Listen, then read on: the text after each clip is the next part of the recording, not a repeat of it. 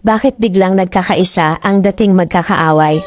Hindi dahil mahal nila ang bayan, kundi dahil takot sila kay Sara Duterte.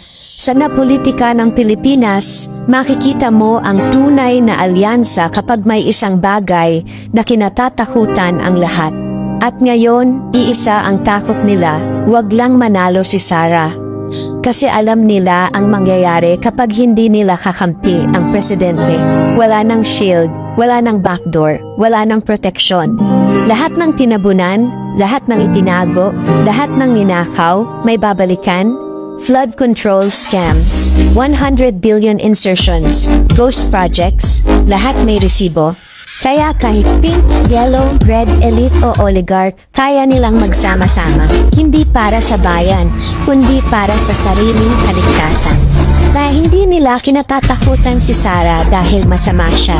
Kinatatakutan nila siya dahil hindi siya hawak.